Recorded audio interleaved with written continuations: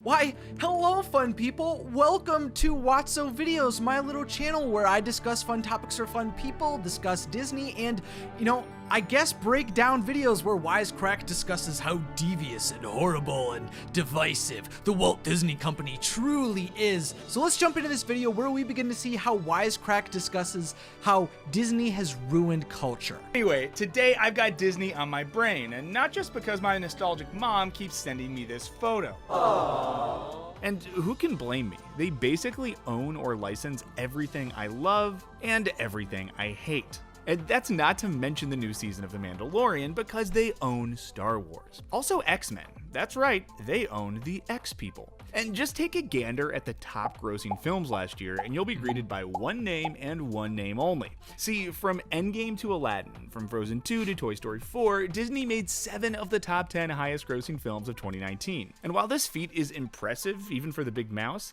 it's not exactly something new. In fact, many of the top 50 highest grossing films of all time were either made by or later bought by Disney. Oh yeah. Now, maybe for some of you, this doesn't matter as sure. long as you get that Marvel cinematic goodness injected into your eyeballs a few times a year. And I totally get it. But what if I told you that Disney's ever-broadening artistic reach is actually bad for culture? I mean, I can totally see where they're coming from with all of this. Like, there is a behemoth that is the Walt Disney Company. Over the last few decades, they have acquired a ton of different franchises that has allowed them to be able to build upon those franchises and have some of the largest cinematic experiences that have ever released in cinemas. This is all absolutely true.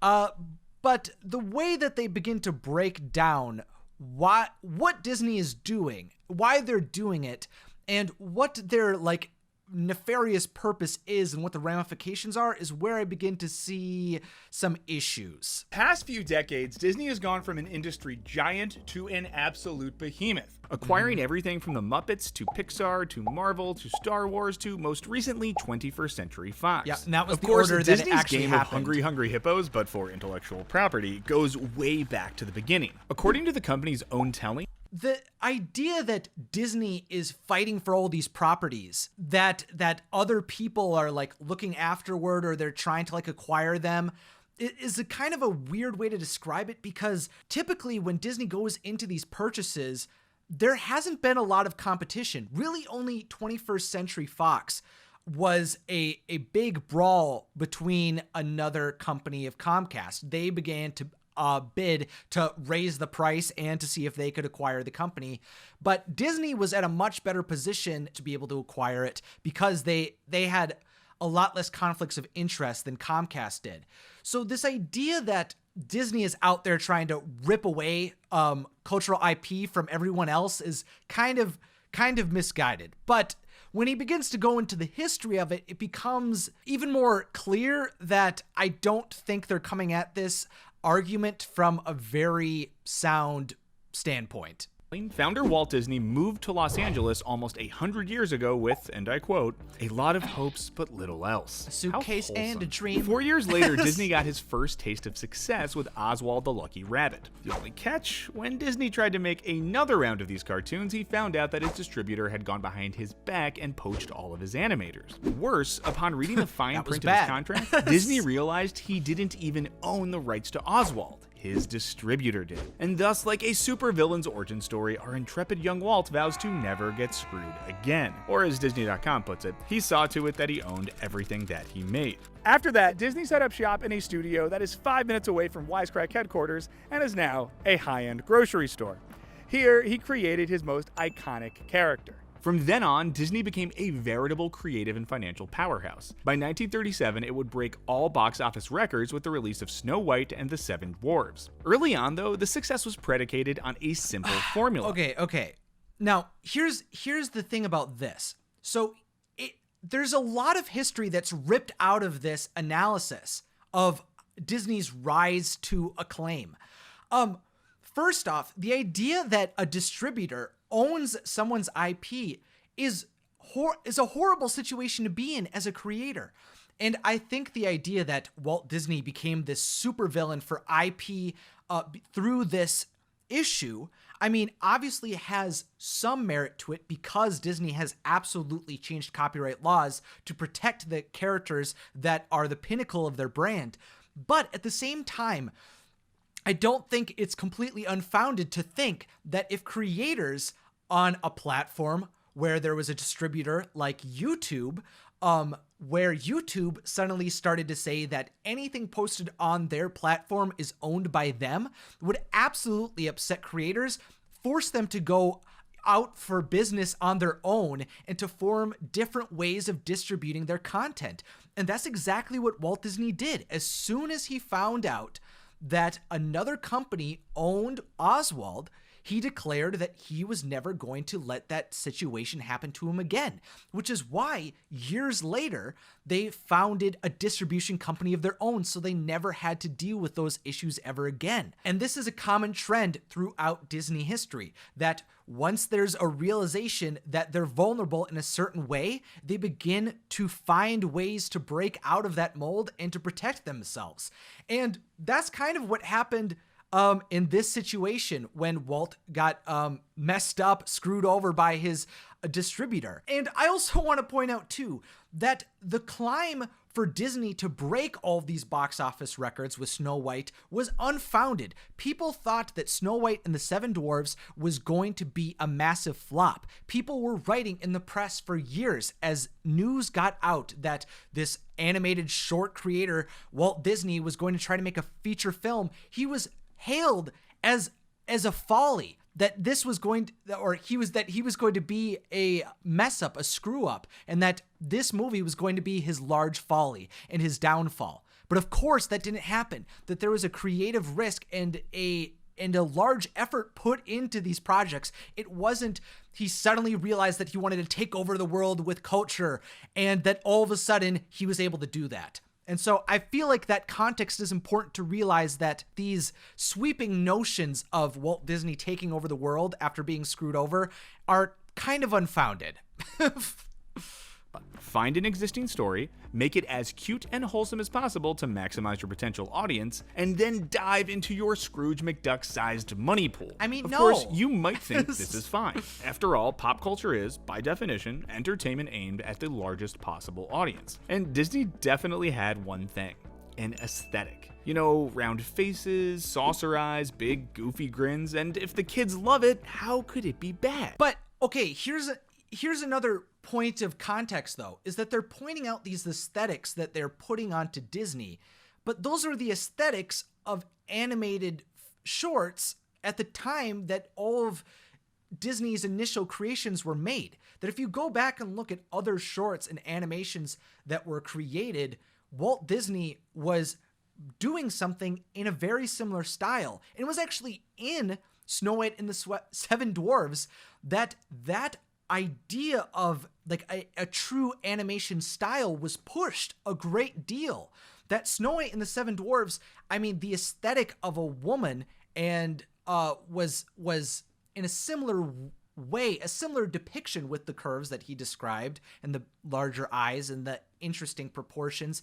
But that was the first time that an animator decided to create something that looked somewhat realistic, that it was grounded in some type of reality. There's just so much detail that was poured into Snow White and the Seven Dwarves, including the characters and especially the villain. The transformation of the evil queen was something that chilled audiences of the time because they had never seen something like that come through in animation. So again, the idea that Walt Disney was doing something to truly be manipulative in nature and to create an aesthetic that was trying to just be able to rake in money, I think is naive when you look at the wider context of animation at the time, that he was pushing the art form. Walt was basically ruthless in his quest to make all things adorable. And in the process, Disney has spent the last 100 years acquiring stories, adapting them, and ultimately twisting their original artistic intentions beyond recognition. All of which is to say, is all this cuteness actually super uncute? But to see the Disney method in action, let's dissect an early example. For the uninitiated, the story revolves around the titular puppet who just wants to be a real boy. As the magical blue fairy tells him his wish will be granted if he proves to be brave, truthful, and unselfish. And someday you will be a real boy. A real boy! But Pinocchio's not about that life. He runs away from home, joins a puppet show, and lies to the blue fairy about it, which famously leads to this. The fairy lets him off the hook, but Pinocchio doesn't stay out of trouble for long. He's soon whisked away on an all-expense trip to the dubiously named Pleasure Island. There, Pinocchio and his resort buddies engage in all sorts of vices, from drinking to smoking to gambling, only to find out that they're turning into donkeys. But with the help of his cricket companion, Pinocchio narrowly escapes, only to learn that his daddy got lost at sea looking for him. It says here he went looking for you, and he was swallowed by a whale. Pinocchio then sacrifices his little wooden life to save the old man from the literal belly of the whale. But lo and behold, now that Pinocchio is good, he's brought back to life by the blue fairy, but this time as a real boy.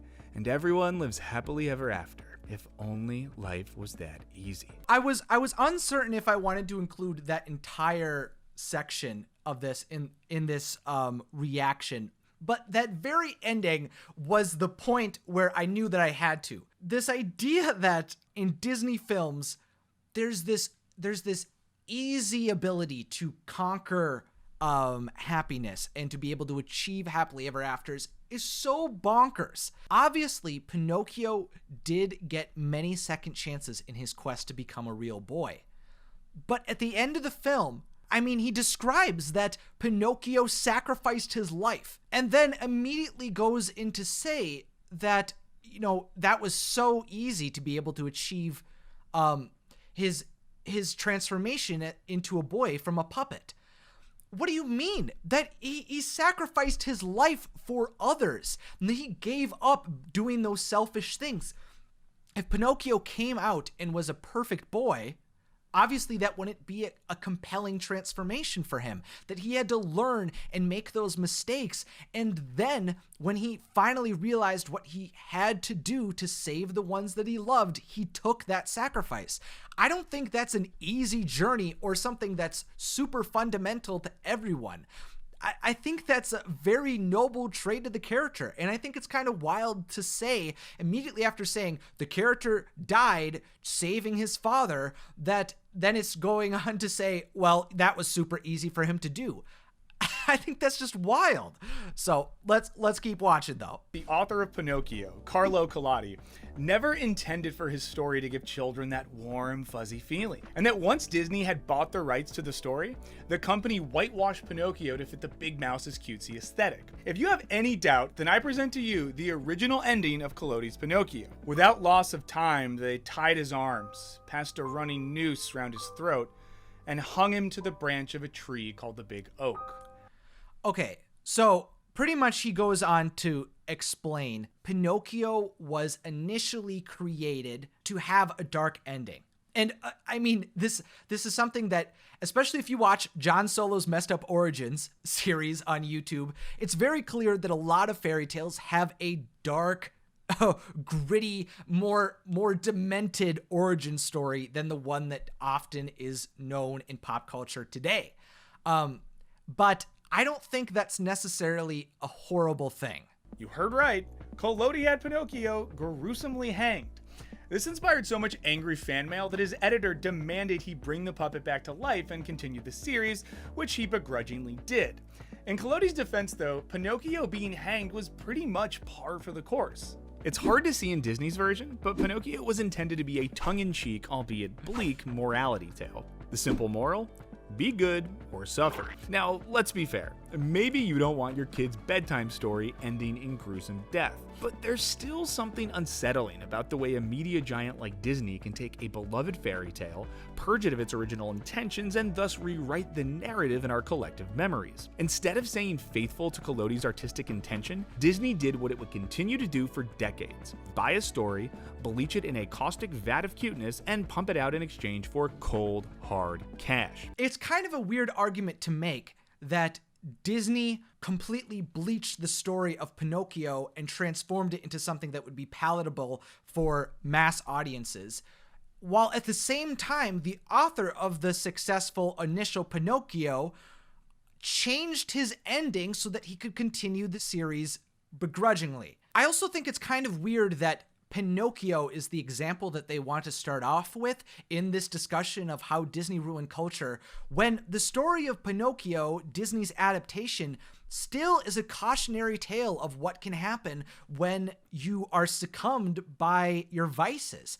Pinocchio had to watch as one of his nefarious friends became a donkey. It was shocking and a horrifying scene. And I don't think that kids who watch Pinocchio today feel very content at watching this very gruesome imagery take place. I know for me, it was very horrifying to watch. And I could recognize, even from a young age, that that came about because Pinocchio was doing naughty things.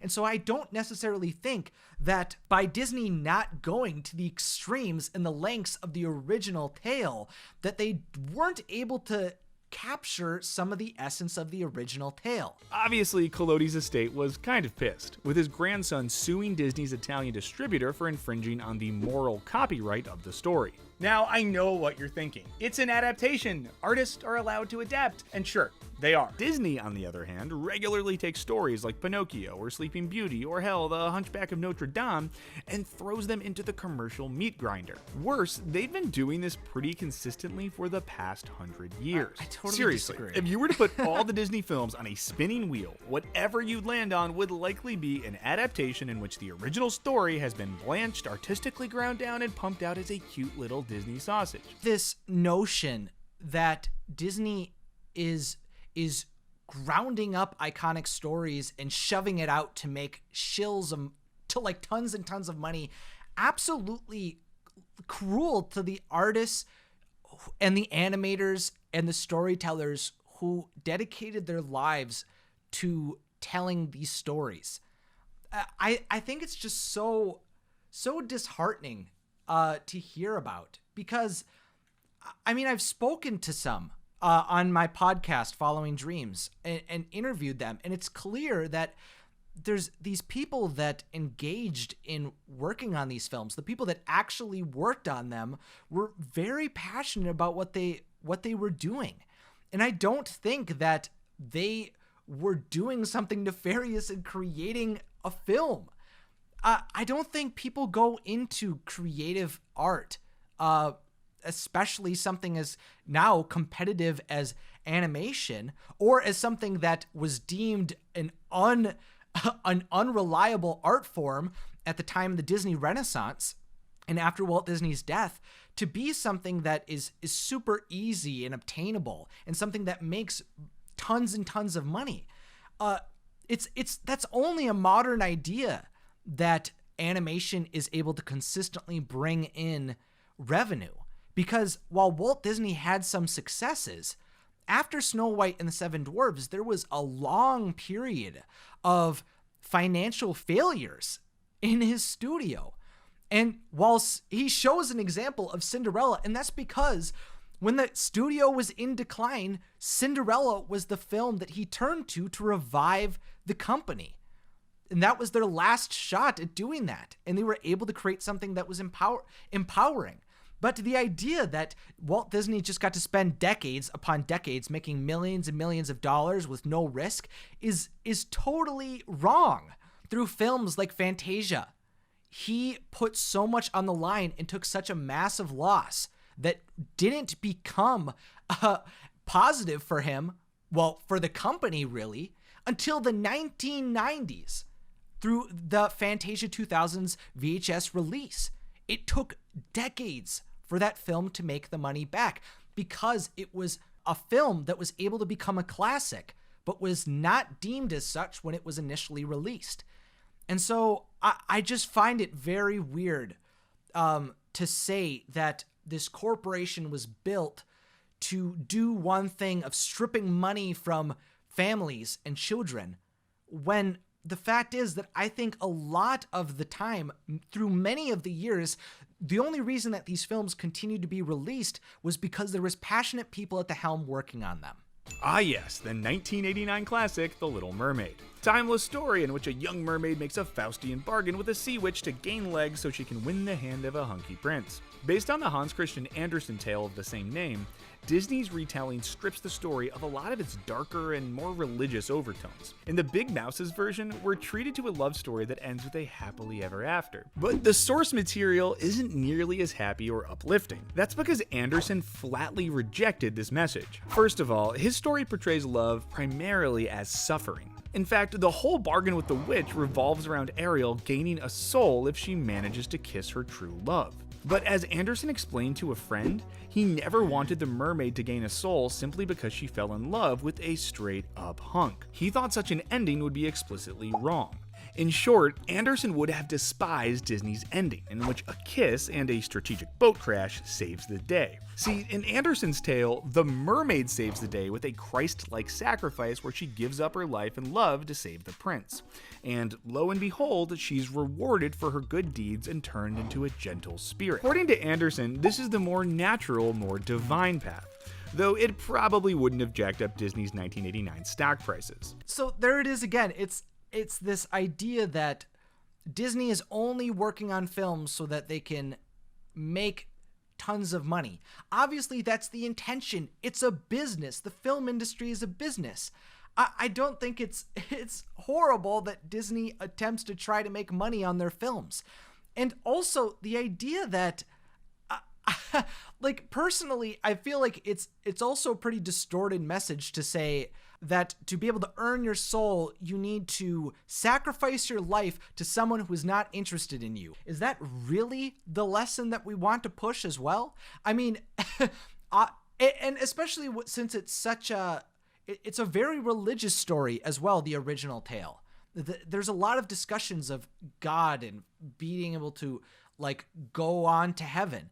It's a different purpose for a different time. So I think it's kind of frustrating because to me, The Little Mermaid is a film that shows a female character going after the life that she wants to lead. And at this point, we could keep rambling off examples. The real Pocahontas is not a story about the freedom to love who you choose. It's about colonists kidnapping a Native American woman and murdering her husband. The original Sleeping Beauty is literally about a woman being non-consensually impregnated in her sleep and giving birth to twins, also in her sleep. Now, we're not going to say Disney should be making more films about assault because that'd be horrible. However, the general Disney meat grinder, which polishes off any rough and unsavory edges, comes with consequences. In the case of Pocahontas, it's a very shitty history lesson that some people might never question. But that's just the first of many ways that Disney's storytelling might actually be a major disservice for developing young minds. Again, super weird to push this idea that Disney is missing the point of these stories by not including elements from the original story.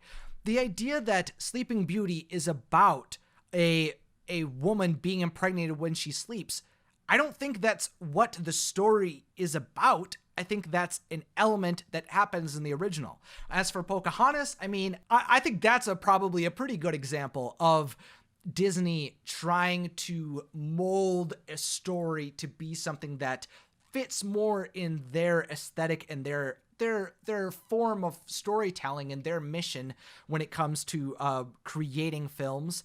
The concept, though, that audiences will not understand that Disney's animated portrayal of historical events isn't 100% true to what historically happened, I think is something that is more on the audience than on Disney. I think there needs to be some responsibility put onto the audience themselves, that kids should be educated in the history of what actually happened to Native Americans, and that there should be an understanding that Disney films shouldn't be your only source of life advice or historical lessons, that just because there's lessons or events that are depicted in a film doesn't mean that they're true to form or 100% applicable to life. And that is kind of what's continued to be discussed as the video goes on. And while these stories may often be dark and complex and vaguely disturbing, they also offer children a symbolic template for understanding the world. But Disney often strips these fairy tales of their bite, instead inserting a bland, wholesome narrative, as we saw with Pinocchio and The Little Mermaid. And ironically, in the process, Disney's developed new narratives that are in their own rights potentially quite destructive. As psychologist Susan Darker-Smith points out, young girls who identify with characters like Cinderella or Belle from Beauty and the Beast are more likely to end up in abusive relationships as adults. While interviewing victims of domestic abuse, Darker-Smith found that many identified with the heroines of these stories, in which love conquers all, believing that if their love is strong enough, they can change their partner's behavior. Now, I really want to do more research into the research that was being done around these princesses, because my question initially is, what were the options that were given to these women? That I think it makes sense that they would relate to the people in stories that were trying to overcome their adversity through love. I think that absolutely makes sense, that would be the rationalization for staying in such a horrible relationship. But does that mean there's causality? That's my big question. Did these victims attempt to pursue love because of these princesses, or are they attempting to pursue love and then relate to these princesses that did just that?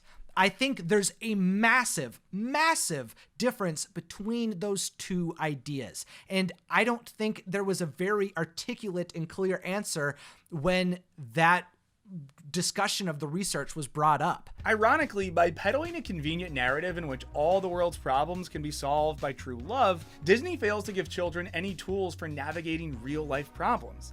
And that was kind of the whole point of fairy tales, to convey the darker and crueler aspects of life so as to better prepare children for the realities of adulthood. They're continuously pushing this idea that Disney's not preparing children for real life, and that by not articulating the darkness of the world and taking away the bite from the wolf, that kids are going to be unprepared for the real world. Now, again, I don't think that kids should have all of their life advice be given to them through films, and especially just through Disney. But I agree that there is a fact that people build their worldviews from the mediums that they consume and the world that they exist within. But again, there's only this acknowledgement that there's alterations to stories, and that there's at times stories where people choose a relationship as something that they fight for. In reality, though, there's many examples in Disney films of horrible things happening to characters, them being forced to overcome it and persevere. Especially in modern Disney tales, there are many aspects of hardships that are relating more to our modern world. And as we go back in the history, there's example after example of Disney villains who are motivated to test our heroes. To the legendary and incendiary free market economist Milton Friedman, definitely not. He argued that companies don't have the same responsibilities that people do. A person might have a responsibility to be a nice neighbor or recycle, while a company's only responsibility is to make more money. And Friedman's definition of corporate responsibility has pretty much become gospel. In other words, Disney will only do what is required to make the most amount of money, regardless of the social consequences. It's the capitalist raison d'etre of companies the world over, and it explains why Disney operates a cuteness factory. Indeed, when Disney went dark in the 1970s and 80s, it put out a series of grimmer, edgier films like The Black Cauldron that were huge box office failures and nearly brought about the collapse of the great empire of Mouse. Okay, I mean, before we get to hear him talk about the so-called Disney Renaissance, or, the Disney Renaissance, it's pretty, it's historical fact in the animation history books now, at least for me, that there was a lack of success when they tried to do dark stories in like the 80s. And was that a case of Disney not succeeding because they were not within their formula, or that they needed to return to a form that's more cutenessy and cushy? No, I don't think that Disney is incapable of telling gritty, more adult tales, but the movies that were being released just weren't that great, and they were being created with a massive, massive budget. The Black Cauldron almost put Disney out of business because it was an extremely expensive and risky film. And they didn't release that many. Back before the Disney Renaissance, animated films were not made very frequently. They were put out every 4 to 5 years. So when a massive film that you poured many, many years and put many, many artists to work doing, and it does not succeed, that puts you in a very vulnerable space. And that's why there had to be a return to form in a format that would actually resonate with people. In a very similar way to how on YouTube, if you make something that you're very passionate about but no one else is interested in, that leaves you vulnerable, because the way that you actually build a community and that you actually are able to create a business for yourself is if you're actually able to connect with people. So I think it's so weird for these creators to push this idea that it's bad that a company wants to make something that actually touch people's hearts. Cuteness, after all, has a very particular way of hijacking our brains. And more importantly, it sells. Studies have shown that cuteness increases our concentration, a useful trick to make sure humans pay close attention to their adorable young, or, pay more attention to a dysfunctional snowman. Even more telling, when volunteers were hooked up to an MRI machine and bombarded with cute images, their nucleus accumbens, also known as the pleasure center of the brain, lit up and started pumping out dopamine.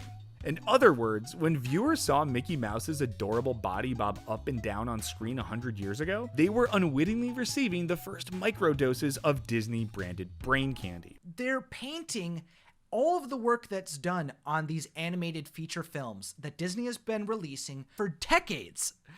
They're painting it as if it was all crafted by some evil mastermind hundreds of years ago, like that it was derived from Walt Disney's psyche to target like children and families to be able to make millions of dollars and create generational wealth. But the reality is that completely ignores the hundreds of artists that have worked tirelessly long hours to fabricate these films that are meaningful to them.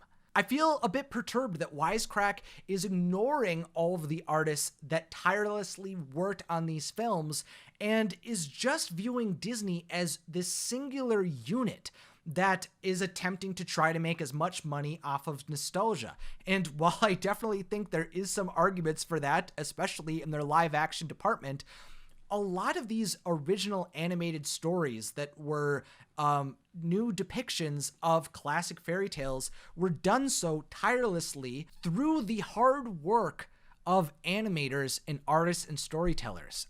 And I think I think it sucks that they completely ignored those people that really cared about crafting wonderful stories for people. The phenomenon of cuteness being used for potentially nefarious purposes has a name. Cultural theorist Joshua Paul Dale calls it evil cute. And while Dale specifically cites gambling machines that use cute cartoon kittens as an example, it's not hard to argue that Disney's precious animated friends might also qualify. In the end, cuteness is just a means for Disney to pad its bottom line, regardless if it's telling stories that are ultimately good for children. And while you might not be too devastated to hear that Disney sabotaged your favorite 16th century tale about a naughty sentient puppet, the Disneyfication of storytelling becomes more viscerally upsetting when the big mouth starts screwing around with more iconic cultural works. There's just so much to unpack in those last few lines. To attempt to distill their argument down a bit, I feel like they're pushing this idea that once Walt Disney found out that he no longer had ownership of a character, that he decided to hold on to his aesthetic and his artwork to the point where he was attempting to manipulate people and use evil cute to brain hack people's minds and to be able to invade people's homes and strip them of their money. And I don't think that there's a compelling enough argument that, one, that happened, and two, that there are nefarious and horrible consequences that come from it. I hope that it's clear from my arguments, my rebuttals to these points, that I don't feel like Disney's history shows that they are explicitly trying to do something evil, but are really just trying to create stories where good triumphs over evil, and people are able to achieve their dreams, regardless of whether that means finding love, protecting your family, or taking your place in the circle of life. But of course, let's see where this goes. Catch my drift. Ever since Disney acquired the universe's most beloved franchise, fans have increasingly despaired at the creative choices that resulted. The last trilogy began with sentimental fan service befitting of Disney. It seemed to briefly flirt with darkness and complexity in The Last Jedi, suggesting Star Wars wouldn't fall completely into the pits of cuteness, and then this. That's right, Disney quickly course-corrected and opted for a sweet conclusion based on a magical kiss, romantic sacrifice, and of course, everyone you care about is Jedi royalty now. Rey Skywalker. Again, this is so frustrating because it completely ignores the context that's going on within the company. That they're pushing every decision that's made in all of these films and franchises and projects all onto some overarching evil Mickey Mouse that's deciding every little thing that happens in these films. And it's so weird because if you just look at what actually happened with the sequel trilogy, it's so clear that what is happening is a fight between two directors. J.J. Abrams directed the first and the third film in that trilogy, and Rian Johnson did the middle one. So there was a wrestle between them because there was no plan in place of how the trilogy was supposed to go. That falls on a Lucasfilm. What do you mean that this is some evil corporation trying to cuticize every single thing that happens? I completely disagree with that thought process because I think that falls upon the leadership within Lucasfilm. And I don't think they were trying to conform to Disney. I think they were trying to scramble to put out a bunch of films so they can make their money back from investing into Star Wars. I think that's an argument that's reasonable to make, but the idea that the leadership of the Walt Disney Company is attempting to nitpick every single creative decision that's like in the Star Wars franchise is something I don't believe. I think that falls onto the people that actually led these films. There's no property or franchise which Disney won't find a way to wrap its cute little tentacles around. So what happens now? Honestly, probably nothing good. As Disney continues to grow, which it's almost certainly going to do, it's reasonable to worry that we'll see an expansion of their blanket philosophy of cuteness. And as Disney continues to gobble up more and more of the media we love, we're worried that there won't be space for grittier, darker stories, for grown-up fairy tales, if you will. But what do you guys think? Is our loathing for the Disney empire totally reasonable and warranted? Or do we sound like overly quarantined haters? Well, I wouldn't call everyone at Wisecrack like angry people that are just quarantining too much.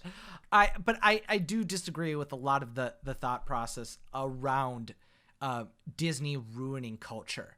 That this idea of Disney is trying to wrap their evil tentacles around every franchise that they can get their grips on and rip it of any grit until it's finally distilled down into their pure magic. I completely disagree with that. I don't think that's something Disney is doing, and if anything, it's something that's occurring across Hollywood.